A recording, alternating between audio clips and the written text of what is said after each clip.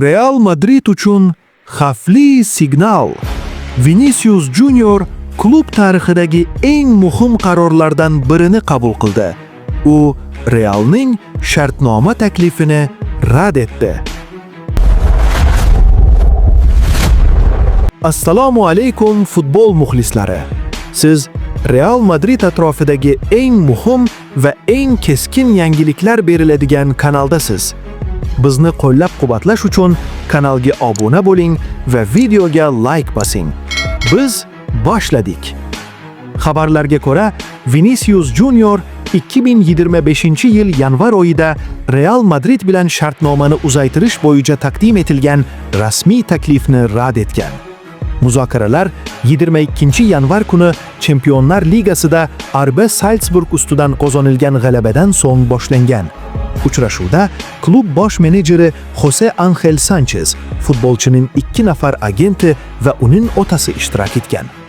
Real Madrid tomoni soliqlardan keyin taxminan 20 million yevrolik shartnoma paketini taklif qilgan. Ammo bu taklif Vinicius lagerini qoniqtirmagan. Braziliyalik futbolchi va uning vakillari qarshi taklif bilan chiqqan.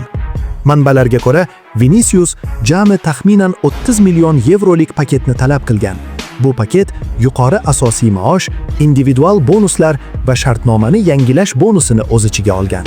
Aynan shu talab Realning norasmiy maosh siyosatiga zid bo'lgani sababli klub bu shartlarga rozi bo'lmagan. Hozirda Vinicius Real Madridda yiliga taxminan 18 million yevro maosh oladi. Uning amaldagi shartnomasi 2027-yil yozigacha amal qiladi. Futbolchi Madridda qolishni ochiq aytgan. Biroq uning vakillari agar klub maosh chegarasi masalasida qat'iy pozitsiyasini o'zgartirmasa, boshqa variantlar ham ko'rib chiqilishi mumkinligini bildirgan. Bu vaziyat fonida Vinicius sport formasi jihatidan yana yuqori darajaga qaytdi. U Chempionlar Ligasida Monakoga qarshi 6-1 hisobidagi yirik g'alabada o'yinning eng yaxshi futbolchisi bo'ldi. Bu bahsda u bitta gol urdi va 2 ta golli uzatma amalga oshirdi. O'yin vaqtinchalik murabbiy Alvaro Arbeloa gol ustida bo'lib o'tdi. Ispaniya OVO xabarlariga ko'ra, Real Madrid Vinicius bilan shartnomani uzaytirishga hali ham ishonmoqda. Klub rahbariyati bu qarorni sport va iqtisodiy jihatdan eng to'g'ri variant deb hisoblaydi. Yangilash mavsum oxirida amalga oshirilishi mumkin. Vinicius esa Monakoga qarshi o'yindan so'ng kelajagini Madrid bilan bog'lash niyatida ekanini yana bir bor ta'kidladi.